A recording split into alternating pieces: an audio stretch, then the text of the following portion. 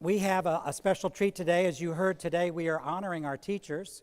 And I'd like to ask Betsy Humphery to come up and share a story with us.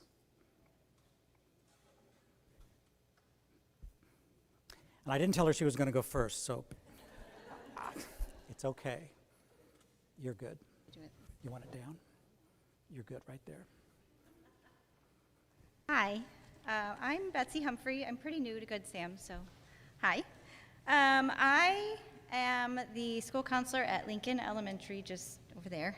And I started my teaching career at Avon High School as an English teacher for several years and did some part-time stuff. And at one point I sat down and did the math, and I think I have taught and or counseled every grade except for 8th.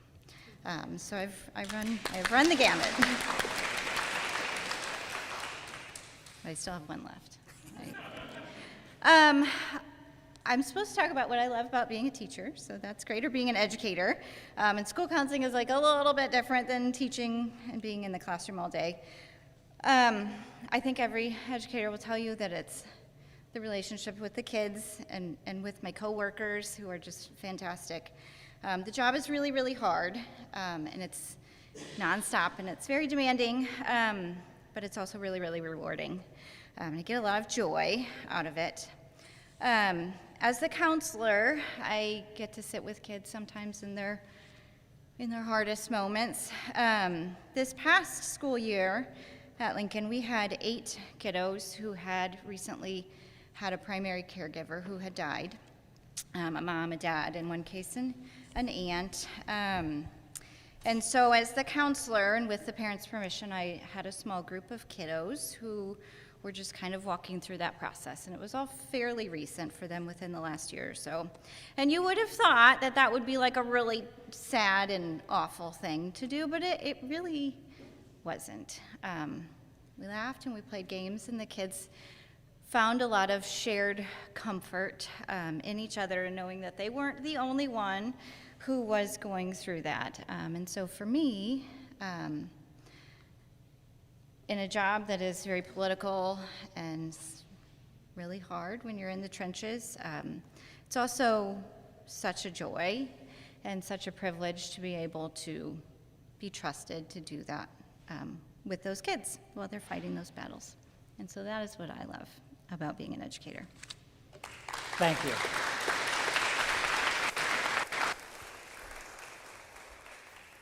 Now I'm going to ask Cheryl Hughes to come up. So, Cheryl Hughes, I'm a former educational sign language interpreter at Wayne Township.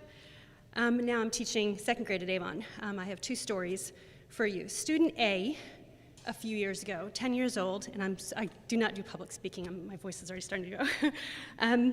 He came to us from Southwest United States, very little paperwork, severe physical limitations, completely mute, nonverbal, and developmentally delayed, but we didn't know how much.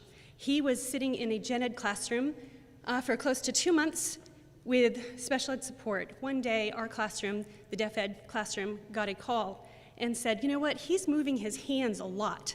We wonder if he's trying to communicate, maybe somebody can evaluate him. So on my lunch that day, I sat down with student A, and I signed, even though he could hear, I signed and spoke to him and asked him very simple questions. And with his limitation, I immediately recognized he was talking to me and he was answering my questions. And I went, he's communicating. Like, he's been sitting here for 2 months and nobody knew he could talk. So I brought him down to his gen ed teacher, who was teacher of the year that year, and voiced for him. And he said, Mr. So-and-so, you're so cool. And that teacher just about, like, it was, oh my gosh. So we were able to work out the schedule. I could go in there in the mornings for Elise Community Circle, and he participated. Student B was 11 years old, came to us from Central America, 11 years old, 100% deaf, no residual hearing, never set foot in a classroom, had no language at all.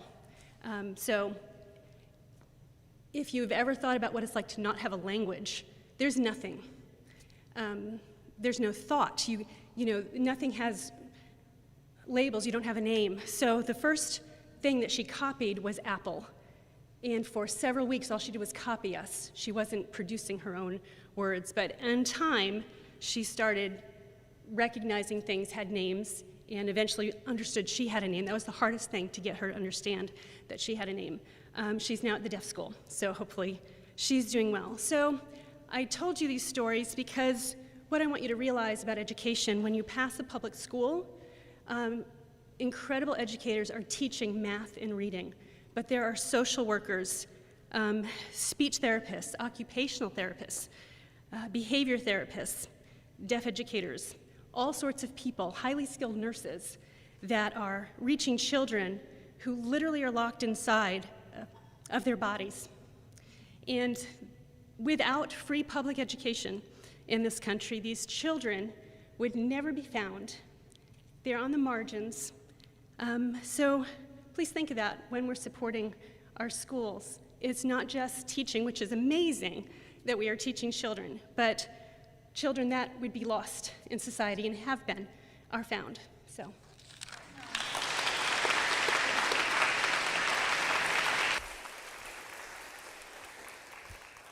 Thank you. And now, Amy Harrison. Good morning. I'm Amy Harrison. I'm also a school counselor, so you're hearing from all of the support staff today.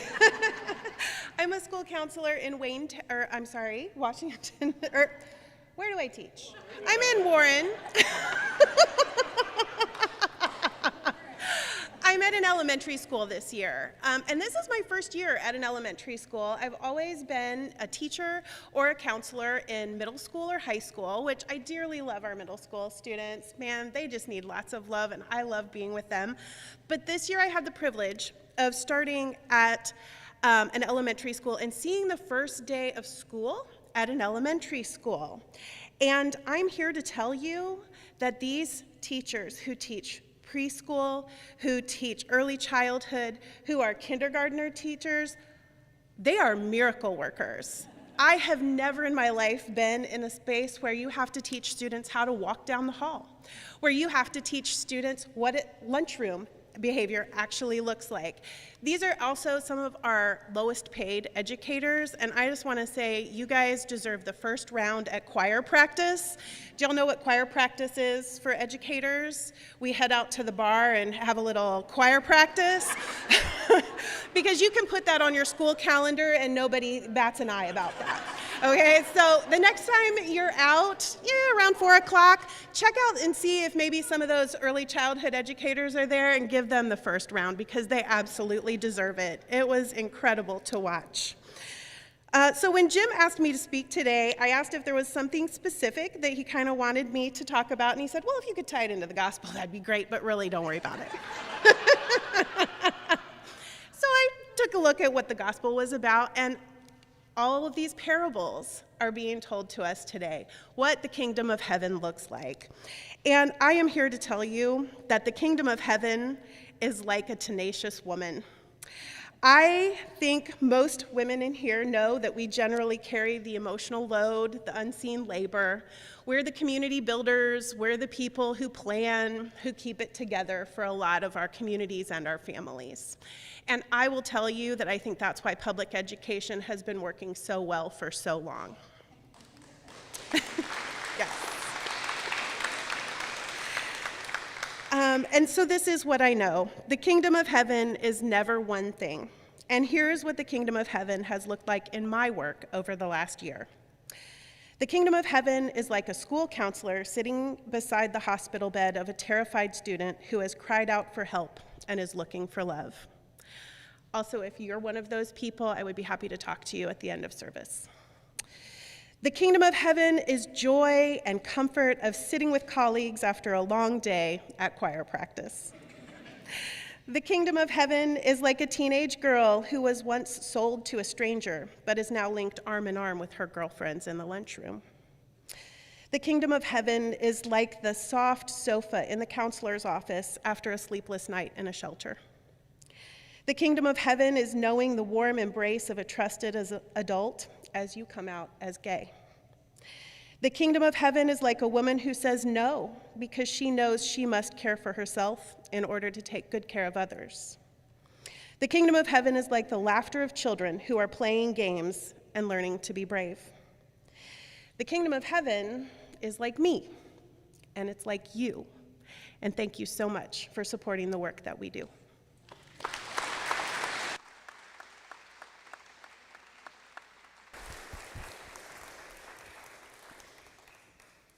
Thank you, all three of you. Thank you so much, and thank you, Amy, for tying it into the gospel, because I'm not going to do that.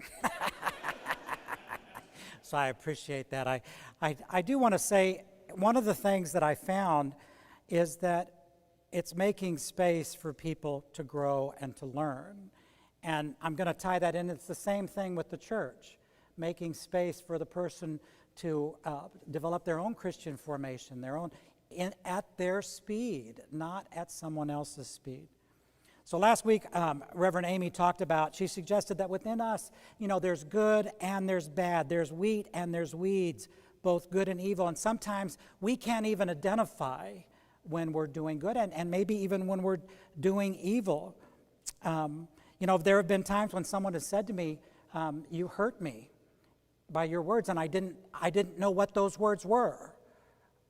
I didn't mean them to hurt, but someone took them as painful, and that was not the intention.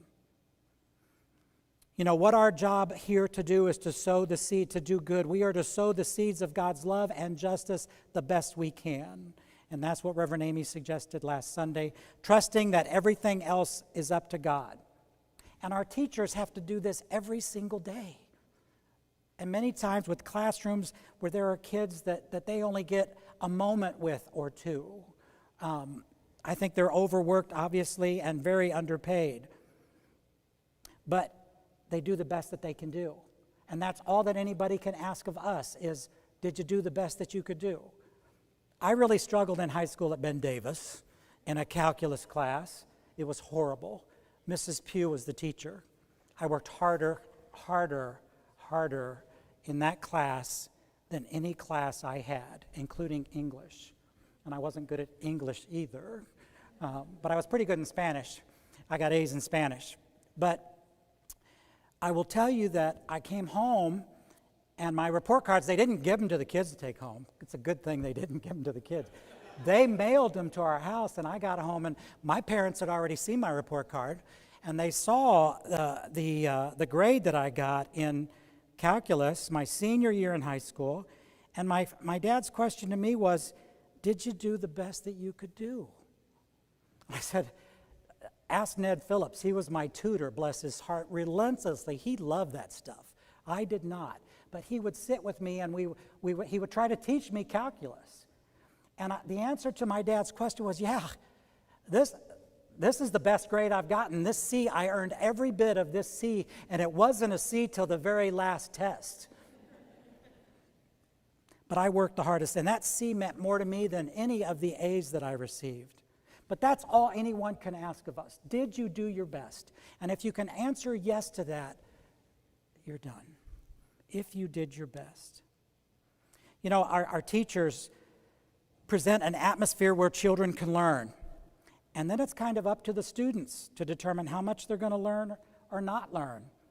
And we can only do the best that we can do. And it's the same thing in church with Christian formation. It's not my job to make sure you're formed as a Christian. And you're going, what? What do we pay you for then? My job is to prayerfully create the condition which enable the work of formation to be done by the Holy Spirit. And you have a part in that. You have a part. I'm a guide. You have a part in that. And it's the same is true with our kids. Barbie's not responsible for their Christian formation. She can be a guide, but you are responsible for that. And I know the parents are going, oh, one more thing to dump on us. Yes.